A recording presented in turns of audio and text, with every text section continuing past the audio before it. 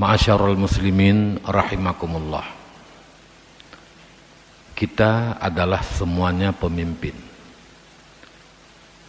Bedanya ada yang di antara kita pemimpin bagi golongan besar, ada pula pemimpin bagi golongan kecil. Yang kecil termasuk untuk pribadi kita sendiri dan kepada keluarga kita. Yang besar termasuk pemimpin di tingkat kecamatan, kabupaten kota, provinsi, apalagi tingkat suatu negara.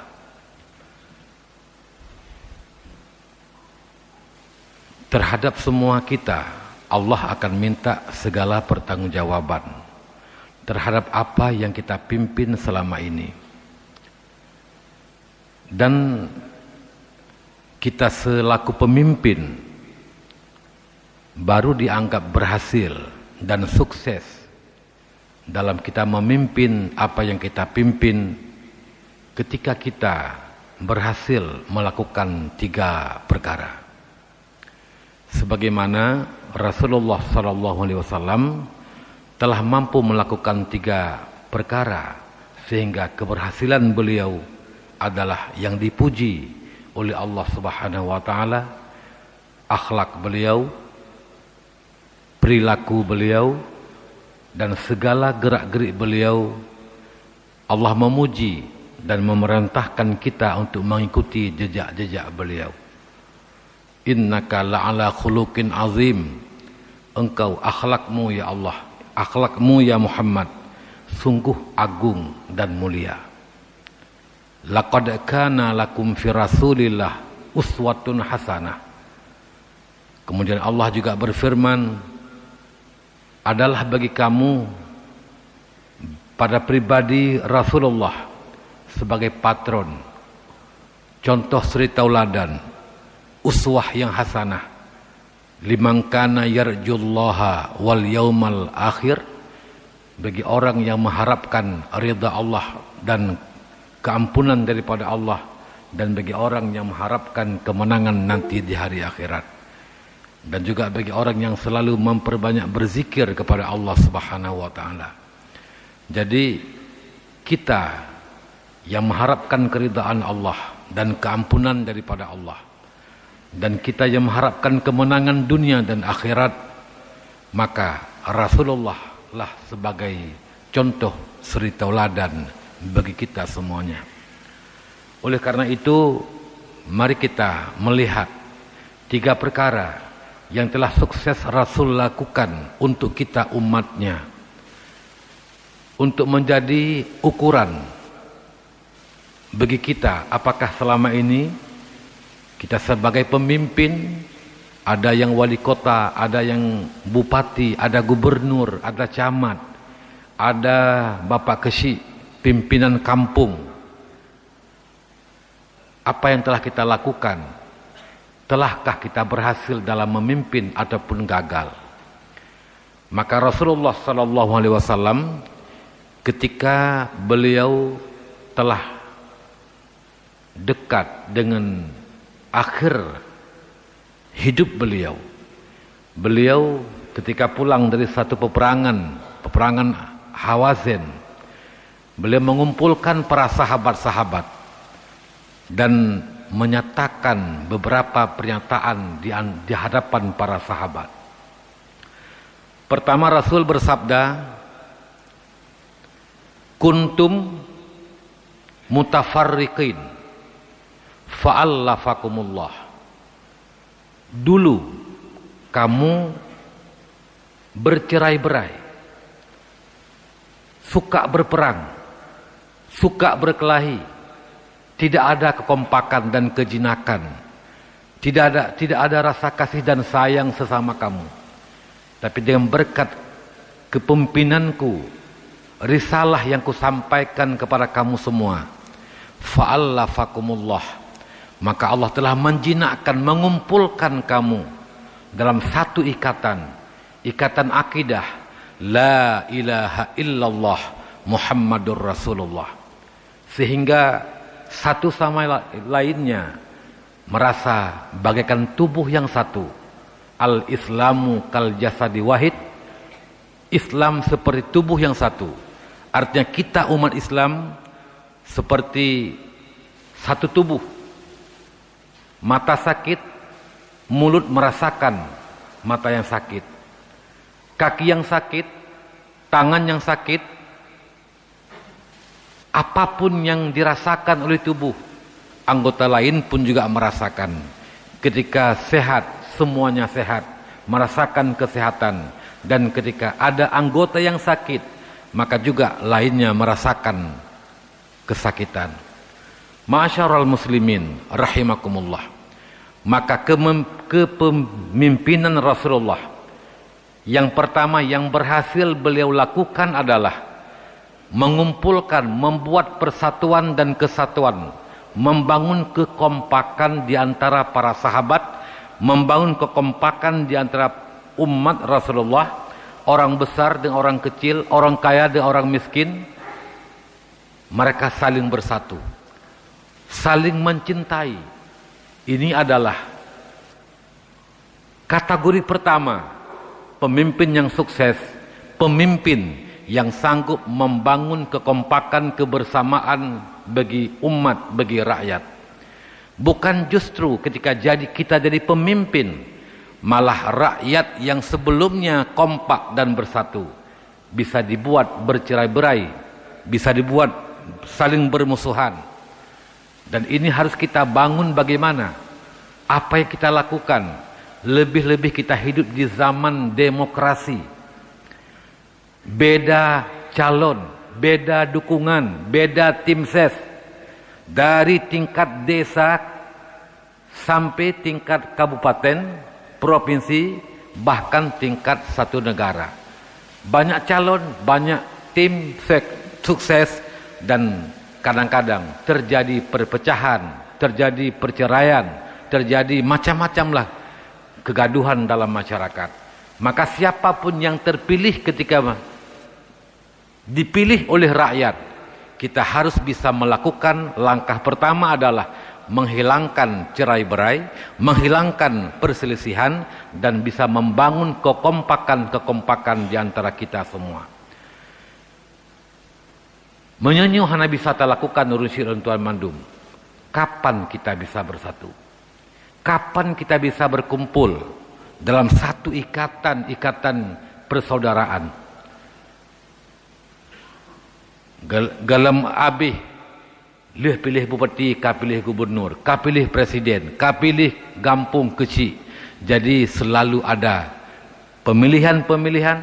Kalau memang kita tidak mampu melakukan, membangun kebersamaan, maka akan terjadi perpecahan dalam kalangan masyarakat. Dan ini tidak kita harapkan sama sekali. Jadi kategori pertama pemimpin sukses, pemimpin yang sanggup membangun kebersamaan di kalangan masyarakat. Yang kedua, kuntum jahilin fa'ahdakumullah. Dulu kamu jahil, bodoh, tidak mengenal Allah, tidak tahu cara beribadah kepada Allah, tidak tahu siapa yang sepatutnya engkau menyembah. Maka Allah mengutus aku sebagai rasulnya, menyampaikan risalah kepada anda semuanya, para sahabat-sahabatku yang kucintai, umatku yang kusayangi. Maka dengan berkat kepemimpinanku, dengan berkat kerasulan yang diberikan Allah kepada aku, fa'ahdakumullah, Allah telah memberikan petunjuk kepada kamu.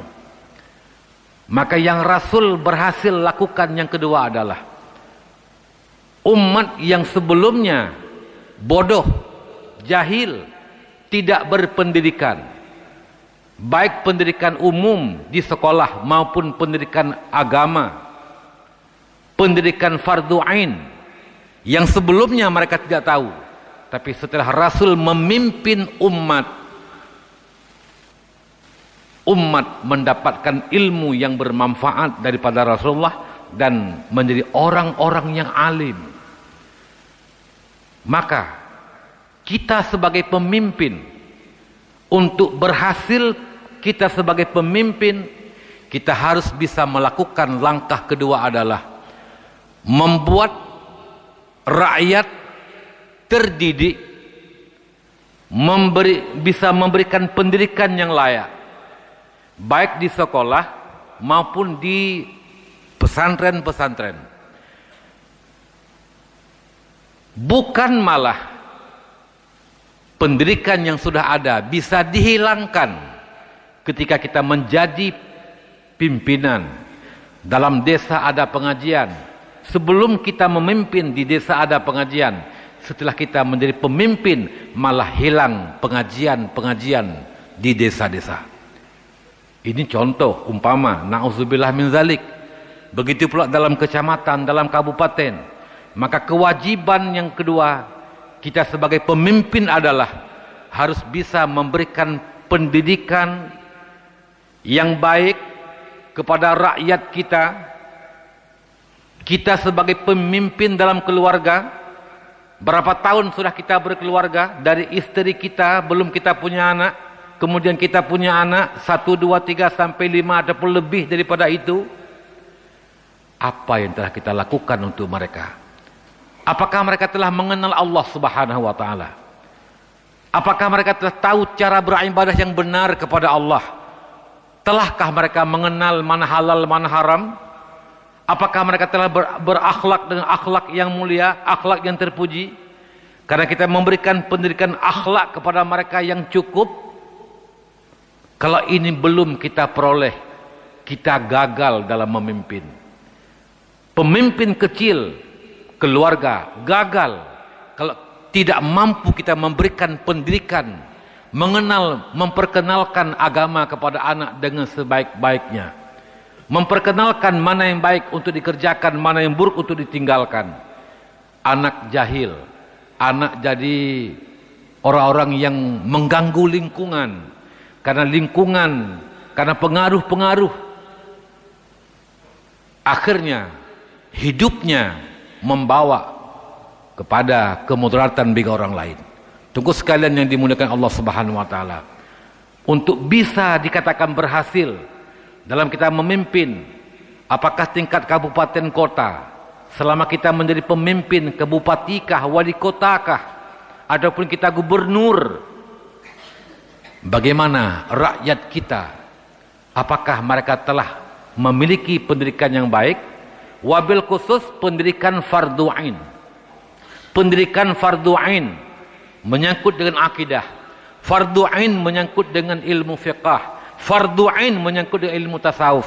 Kalau ini tidak kita lakukan, kita bertanggung jawab. Allah akan minta pertanggungjawaban kepada kita nanti pada hari kiamat. Bagaimana kita memimpin rakyat kita? Na'udzubillah summa na'udzubillah min dzalik. Ma'asyiral muslimin yang dimuliakan Allah, kebodohan merupakan musuh kita bersama, musuh agama. Karena dengan kebodohan agama bisa mati. Musuh agama, karena dengan kebodohan agama bisa hilang. Dan musuh negara, karena orang bodoh tidak mampu mengatur kelancaran dalam undang-undang segala macam, tidak mampu mengatur rakyat. Akhirnya rakyat dan negara tidak bisa maju gara-gara tidak cukup pendidikan yang baik. Maka ini merupakan tanggung jawab kita bersama sebagai pemimpin. Wabil khusus kita awali dari yang kecil-kecil dulu, dari keluarga kita, anak kita, istri kita. Mantapkan pendidikan kepada mereka agar kita lepas tanggung jawab dengan Allah. Rasul bersabda, "Alimu auladakum." Tanamkan pendidikan yang cukup untuk anak-anakmu. Pendidikan fardu ain, pendidikan agama di bidang tauhid, di bidang fiqh, di bidang tasawuf, dan juga pendidikan umum, teknologi segala macam seiring majunya perkembangan zaman, agar jangan tertindas, tergilas. Fa innahum makhluquna li zamanihim la li zamanikum. Anak-anakmu Allah jadikan mereka untuk dipersiapkan hidup di zaman mereka, Bukan zaman kamu. Yang zaman mereka dengan zaman kamu jauh lebih berbeda. Dulu nggak ada televisi, sekarang di HP bisa televisi.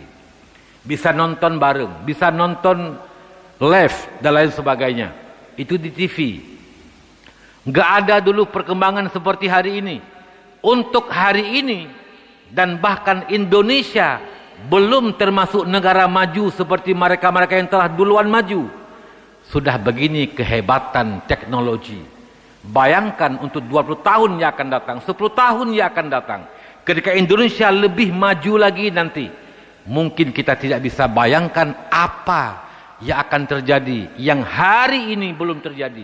Mampukah anak kita, keluarga kita, keturunan kita menghadapi tantangan-tantangan zaman yang akan datang?